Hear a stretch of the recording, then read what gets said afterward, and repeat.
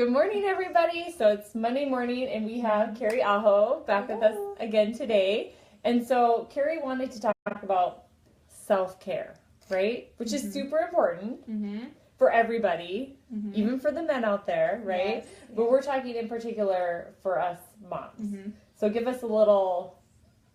Give us some advice. Yeah. What do we do, right? I know, it can be so overwhelming because we hear all the time, like, you're a mom, you need to take care of yourself, but where do we start? Yeah. And when we become moms, we lose who we are. We lose kind of like our grasp with ourselves, and so it's hard to get connected and figure out, what do I need? What is it that I need? And we can hear, like, do yoga, do meditation, go work out, go take care of yourself by eating a better diet. Yeah. And it's just like so... It's super overwhelming because everybody has what works for them. And then you get all this advice from all these different people. And you're like, well, that's great. And then all of a sudden you're like, well, that's going to take me like 3 hours to do everything. I know. So this is something that a lot of my clients struggle with.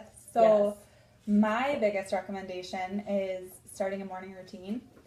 A lot of times as stay-at-home moms especially, we will wait until our kids wake up to kind of wake us up. And then the reason why that's not so great is because as soon as we're opening our eyes, we're already on the clock. Yeah. So we don't have like a second of our day where we're just like getting ready and getting prepared and taking care of ourselves. Kind of grounding yourself and Yeah. preparing yourself, taking that deep breath before you like launch into the day when they wake up. Yeah.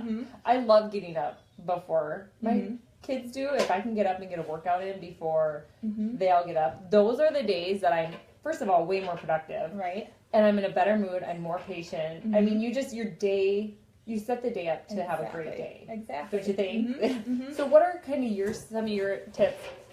We've got Jerry's one, so if you hear some music or some music, Daniel Tiger or whatever, what are some tips that you give moms?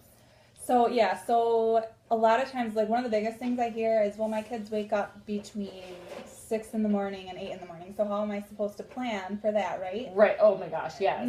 And so it is hard. So what I say is, okay, if they're waking up at 6, obviously the number one priority is sleep.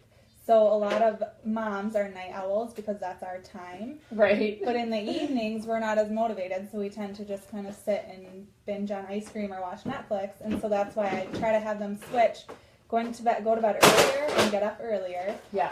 So if say your kids are getting up at the earliest is like 6 or 6:30 a.m., then I have you try to get up a half an hour before that and just write a list of like your priorities. So then you can go through the list, and if one morning you have time to do the entire thing, great. If one morning you have time to do the first 2 things on the list, still great. Right. You're still having that time. Give yourself a little grace because you may not get everything done on that to-do list. None of us do. And kind of off of that, have you ever read the book The One Thing? I have not. Okay, so moms, it's like a business book, but The One Thing, it's great because it's all about getting that one thing done.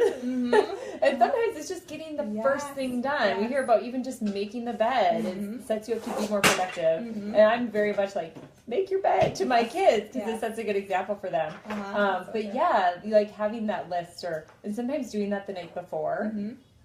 Have you ever heard of like the stop doing list? That's a great one. So things to do and things to not do. Oh, I like that. Yeah, because we all put so much attention on things that we don't need. Right, and so a lot of times people say, "Well, I don't have time for this." Like say working out. That's a huge one. I don't have time for working out.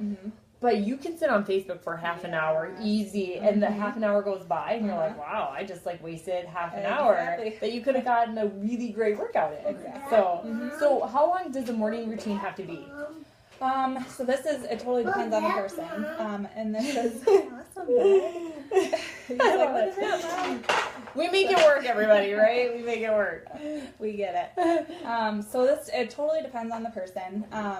I would say, for myself, personally, I like to have about an hour, but there are some mornings where he's up earlier and I have a half an hour, and so that's when I know the number one thing to kind of do in the morning for myself is to do a yoga and a stretching routine. That kind of just like gets me started, so that's the very first thing I do, and then, like I said, if I have more time, I just continue on with, like, I'll do a workout, and then I'll listen to something motivational and make my breakfast and Great. go along. So. And see, for me, mine's a little different. Whether I get up early and work out, or sometimes I will get up and it's doing like gratitude and affirmations. Mm-hmm. So the great thing about this is that it's not the same for anybody. So you kind of have to figure out what works for you and what feeds your soul in the morning and helps you get, you know, like recharged to take on the day. Right. But if people have questions, first of all, go like her Facebook page, right? That's number one.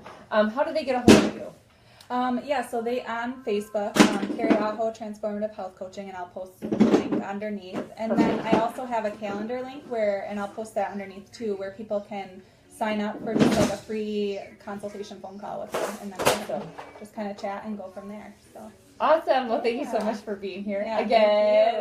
I always enjoy our visits, and if you guys have questions, make sure you get a hold of her, and we will see you again. I've got another community connection coming up on Wednesday, so we'll see you guys then. Thanks, guys.